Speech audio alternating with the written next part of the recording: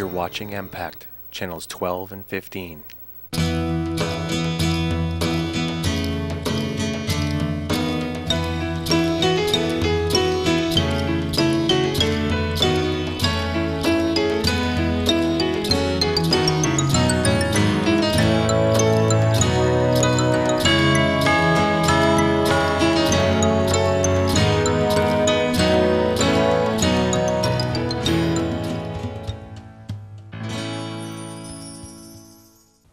Hi, my name is Dr. Rae Banigan.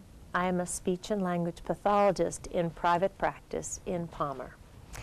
This program is being brought to you through a cooperative effort between the Palmer Public Library, M-PACT, and myself to share some important information related to communication and reading. Now, you might wonder why a speech and language pathologist is interested in reading, especially with children from birth to 3. The reason is very simple, that listening and reading are just different forms of sharing information and experience with infants and toddlers.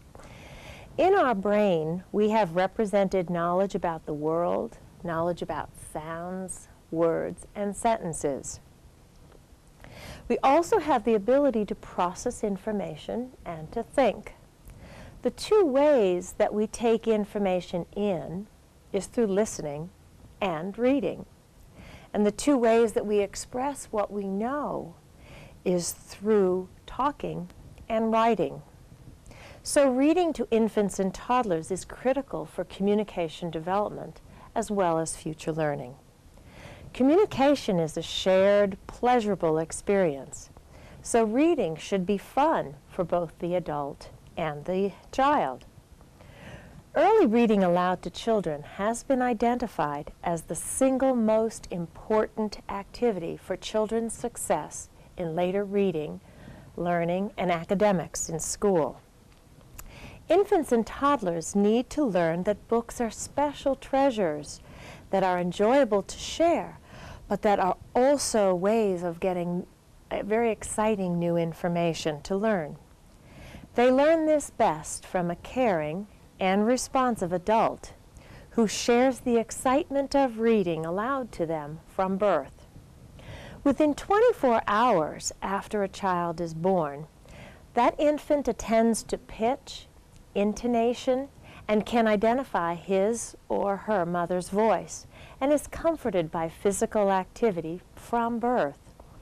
For several months until the infant begins to visually focus on objects, you should hold your infant in your arms and read anything that you enjoy reading, but read it aloud.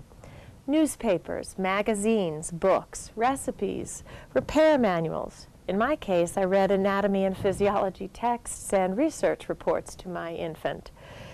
It doesn't matter what you read, because anything can be read to an infant. They're not yet focusing on the words. The important part is how you read it. Read more slowly than you would usually talk, with more pitch and intonation variation, making sure to stop at the end of each sentence. Reading aloud at this stage to infants helps them to begin to identify what words are and what sentences are from that flow of sounds that they continually hear. When infants begin to look and to focus on objects, that is when you want to read books for infants and toddlers. There are generally 4 categories of books that are beneficial for infants and toddlers. Okay. Books that infants and toddlers can touch and feel and manipulate are important as they begin to explore their home environment through seeing, mouthing, and touching. The critical part is to experience and listen to the language at the same time. Children's first books should be something that they could actually mouth without ruining the book. Books that are non-toxic, that are made of material that a child can hold and look at, but if they put in their mouth won't hurt the book, are important for kids to begin to experience books very young. The next book that we look for in young children are books that are durable. We obviously want to teach them to not to mouth books, because books aren't something that you explore by eating them. But we do want them to be able to learn to manipulate books. So cardboard books, books that are hard, that number one are easier for a child to hold and easier for them to open and turn, become the next important book for your child. We want books that are durable, but also have simple pictures, such as a book like this, where there's just one picture on the page to help the infant focus on what they're looking at. You don't want to give them too many things to look at one time, because you're trying with the earlier books, you're trying to help infants make that association between the objects that they see in their world, in their home around them, and what the pictures that they are seeing in books. Another example of books for little ones are books that they can touch and feel. What you want to do is bring a range of sensory information into the child's brain. So things that they can touch, things that they can smell, things that they can feel, that go along with the hearing of the words, help the child to get a better object, better information about the object, and also that things that are related to objects, how they look, how they feel. Another type of book that's wonderful for infants and toddlers are the big books. Big books, just by nature of their size, are very exciting for young children. The big book helps them focus and to get attention. Though a book that's almost as large as your toddler, maybe if you hold it this way, it's as large as your toddler, become exciting to them. It brings the world of books to a size that kind of is comparable to what they're actually experiencing. And there's a range of pictures and way that they can focus into a book that's this size. Spider went up the water spout. Down came the rain and washed the spider out. Out came the sun and dried up all the rain. And the itsy bitsy spider went up the spout again. Yay! Good job, guys! Good jobs. I'll give you another category of books that young children, the infants and toddlers, really enjoy are books that include actions that the child can participate in as well as look at, such as this book, Clap Your Hands. Infants and toddlers have a very short attention span, ranging from maybe only a second to a few minutes. Those infants and toddlers that are more active explorers by nature are not as interested in sitting, listening, or talking about what they do. Their focus of learning is on the doing. As the infant looks away or indicates in any way that they are done, they are done. One page or one word or 1 second of shared reading is more valuable, since the infant is very self-directed in their brain processing, and they tend to filter out or discard information that they're not attending to until they decide what's important and what's not important. It's like taking a video camera picture. They'll take everything in, but they won't process that for later learning. So 1 second of an infant's choice of focusing on something means that that experience may be represented in their brain and actually learned, rather than dumped or lost. So books where infants and toddlers can be active during the reading will make those critical connections between the words and meaning, because they are immediately, for the infant, connected to another experience, such as moving their arms or feet. This book is called Clap Your Hands. And now you're going to have to help me with this book, okay? Okay, you ready? Okay. I'm going to read, but I'm also going to tell you what to do, and you're going to need to listen so that you can do it with me. Okay, you ready? Clap your hands.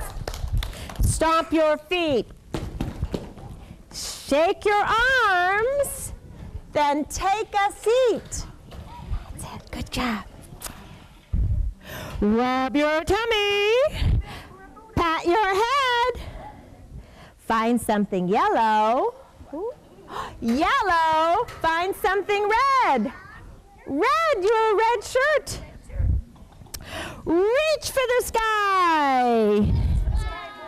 Wiggle your toes. Stick out your tongue and touch your nose. Can we do it? Not gonna try. Roar like a lion. Roar. Growl like a bear. Roar. Give me a kiss. Give mommy a kiss. Do you dare?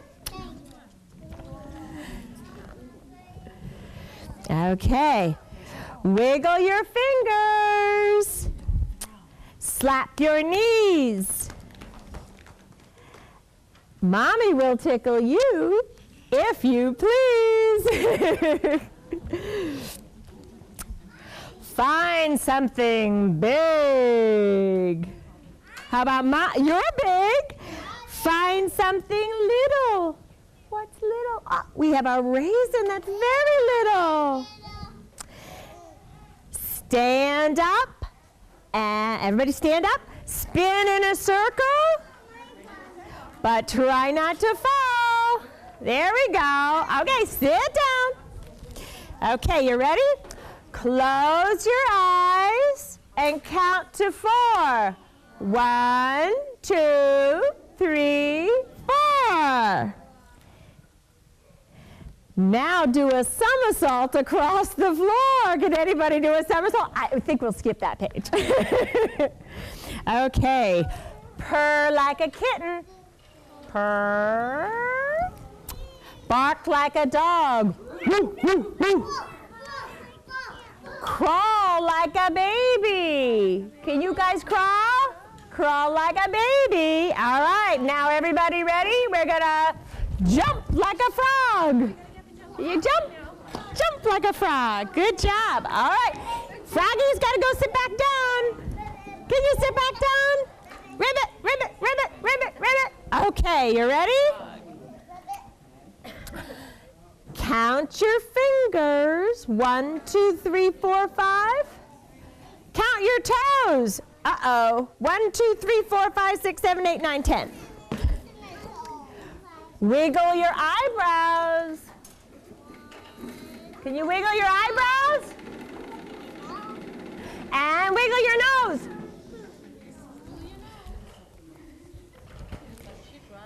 Show me a smile. Can I have a big smile? Show me a frown. Stand up on one foot. Can you stand up? We might need some help here, mommies. Stand up on one foot and jump up and down.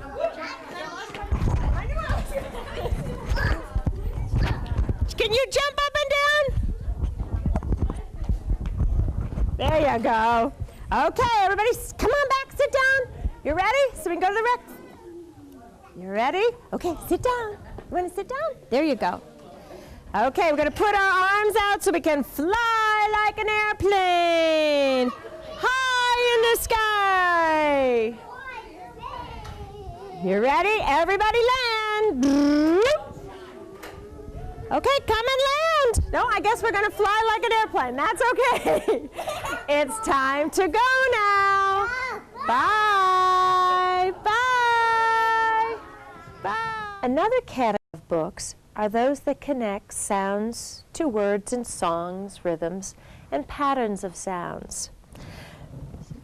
For songs, you might have a book like Rock-a-Bye Baby, which you could read, Rock-a-Bye Baby in the treetop, or you could sing it. Rock-a-bye baby in the treetop, when the wind blows, the cradle will rock. When the bough breaks, the cradle will fall, and down will come baby, cradle and all. When you sing it, they enjoy the rhythm and the pitch and the sound of your voice, and generally at a young age are pretty accepting of whatever you sound like. As they get older, they tend to be a little critical, like, shh, don't sing. But for when they're infants and toddlers, they enjoy that rhythm and that sound of the singing. And when you show a book to them as you are singing, in fact, it helps them make a connection between the words that they're hearing as well as the sound patterns in singing, plus what they are seeing. Another important thing about singing is that singing is a right hemisphere function in the brain, meaning language is generally processed in the left hemisphere, or the left part of the brain. So when you sing to your child, singing becomes an important way of connecting the music with the language, and sometimes it makes that easier for the child to make that connection with language if a child is having difficulty. Beloved books from authors such as Dr. Seuss, where you see patterns of sounds that are repeated over and over again and are linked to unusual, enjoyable visual characters, are truly treasures to share with young children. These books emphasize the sounds of words and the sound structure of words, which they will need later when to make the associations between sounds, letters, and words when they begin to learn to read and have to decode a word, such as cat has to be decoded into k-at. They have to be aware of the numbers of sounds they're hearing, the pattern of sounds, the sequence of sounds. They have to blend sounds and they have to break sounds apart. And the early books that we share with them that have sound patterns that are repetitive, that they can hear over and over again, teaches them those beginning skills that they will need later on when they want to read. Songs are wonderful, as I explained with the Rockabye Baby, to make those associations between music and the brain. But also songs are fun because sometimes we can also include manipulative kinds of things with songs, such as the song The Itsy Bitsy Spider, where in the library they have these wonderful kits that have manipulatives, things that can stick on and move around that children can handle, that can be used while we sing songs with children, and at the same time we can show them a book, so that what we are doing is integrating or putting together the songs, the music, the patterns, the words, the visual in the book, but also something to play with. Another important category of books are books that make connections, direct connections between experience and objects and pictures, such as books like this, where you would see just one simple picture on the book with a word, where you would say the word. This makes a direct link between the words that they hear, the objects, and the pictures that are represented by those words. Okay, today we're going to read a book called Tail, Toes, Eyes, Ears, Nose. Okay? And you're going to need to help me to see if we can figure out who's on the picture, okay? Here we go. We got tail, toes, eyes, ears, nose. What's that? Nay. What is that? A horse, yes. Now we've got tail, toes, eyes, ears, nose. What's that? A pig. Let's see if she's right. A pig. Oink, oink, oink. Okay, you ready? Tail, toes, eyes, ears, nose. Anybody have an idea what that is? Squeak, squeak. A mouth, yes. Tail, toes, eyes, ears, nose. Anybody have any idea? A lion? Maybe. I think this one says meow. A cat. How about this one? tail, toes, eyes, ears, nose. Well, it could be a cow. What else could it be? I'll tell you. Let's see. I'll take a peek and see what it says. It says, woo, woo, woo. Woo, woo, woo. A doggy. Let's see. Yep, a doggy. All right. How about this one? Tail, toes, eyes, ears, nose. A rabbit. Let's see if she's right. A rabbit. How about this one? Tail, toes, eyes, ears, nose. Who has a big nose? Let's see. An elephant. How about this one? Tail, toes, eyes. Oh, the ears are hidden. Nose. Any idea? It says beep, beep, beep. Beep, beep, beep. A chick or a bird? How about this one? No tail. We got toes, eyes, ears, nose. Who's this? You! Boys and girls, we have lots of tails. Is that you? Yeah, that's a boy. That's a boy. Yes. Okay. Now, there are a few important strategies for adults to use when reading aloud to infants and toddlers. First, this is a time to learn how to manipulate a book, such as holding it upright versus upside down. Toddlers initially, they don't have that concept. They will hold it any which way that they can hold it. So again, certainly you want to, when your infant or toddler is holding a book, if they have it upside down, to turn it around to help them to realize that this is the way that we look at books. How to open books, how to turn the pages. These include fine motor skills of how to manipulate with their fingers, skills that they will need later for holding a pencil and a crayon for writing. So books are just by manipulating books, infants and toddlers get the opportunity to develop both visual and fine motor skills. Critical visual skills are also developed at this time through reading aloud, which include looking at pictures as representing objects, developing that very important left to right visual tracking.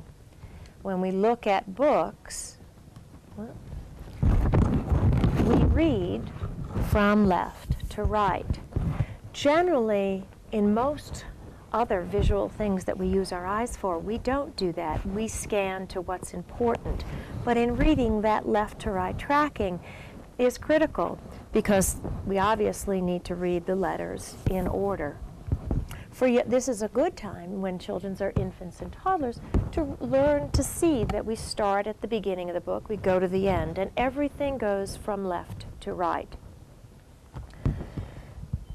It helps them develop that awareness of the orientation that words will have on a page, but also they can start as they get to be later and they start to be aware of such things as letters like in their name, that you can actually run your finger across the book to help them see that there is a left to right visual pattern. This awareness will help them in developing reading later on and also develop that written, that not only are we now connecting the word to a picture, to the letters, we also now are being aware that there are sequences of letters. Infants and toddlers develop sound and word knowledge by hearing a single word repeated over and over again. Beginning as early as 8 months of age, infants begin to categorize. They have an awareness of words earlier than that, but they begin to categorize. So pictures in books make that object reference label very clear for a child. So when reading to an infant or a toddler, you want to make that connection really clear. And you can play the what's that game. When reading to a child, you look at a book and you say, what's that? And actually I think it's about 6 weeks of age, children will pick up that rising intonation as if they've been asked a question. So if you say, "What's that?" they in fact will be aware that they need to respond. If they burp, if they respond in any way, you say, "Oh yes, it's a sock." You want to take any response that they make as indicative of the fact that they have answered your question. And you would say, "Yes, sock," or "Yes, ball." After reading and pointing many times, the point becomes important because the point is the way that we begin to reference specific objects. So when you're looking at books, you want to point as well as labeling them. Because children will pick up the point before they pick up the question, "What's that?" And they will then want to, when you take a book that's familiar, they will point, and then, which is a request for you to label. After that comes the child actually saying, "What's that?" which is a very critical component to their language development, where they learn to ask what something is called. This helps this exchange of you saying something and the child saying something while you're reading a book is critical part of learning the art of conversation, where one person talks and the other person talks, and this goes back and forth, so that they can use that with talking with others. Learning the structure of sentences is also very important in books. Adults use simple sentence in reading books aloud, where it is easier for a child to figure out the relationship among the words in the book. Adults should adjust their level of language so that it's generally about 1 to 2 words longer than what the toddler may be saying. So if the toddler is saying ball, when reading the book you would want to say something like big ball, or red ball, or play ball, instead of using very long sentences. The approaches are different. If you're going to try to help the child develop the content knowledge or the vocabulary of the book, you would want to use single words. If you want to help the toddler focus in on the general meaning of the story of the book, then you'd want to use a sentence.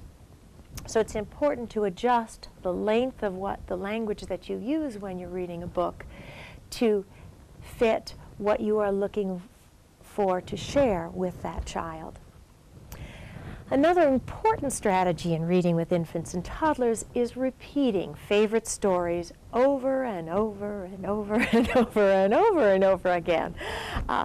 This repetition really helps the toddler, number one, to become familiar with the language that they're hearing in that story, and to develop memory skills that will be critical throughout the rest of their academic career. They also develop the ability to process words, more words at a time, not just single words, which they'll need for producing sentences and stories later. So when you get tired of reading that favorite book for the millionth time, just remember that it may sound like the millionth time to you because you know the language, but for a child learning language, repetition is the single most critical factor in helping a child to encode a word so that they can produce it. By 24 months, children can remember words by hearing them only 2 or 3 times and have a representation for them. But they need many, many, many more times to be able to say the word. So reading books give you the opportunity of not only sharing information with your child, but helping them learn to talk. I hope that this program has given you valuable information to understand the importance of reading to infants and toddlers, examples of kinds of books that are beneficial to the communication development and later reading development of the child, and strategies to help you make your reading more enjoyable and in fact effective. And hopefully that this information will help you share the joy of reading with infants and toddlers.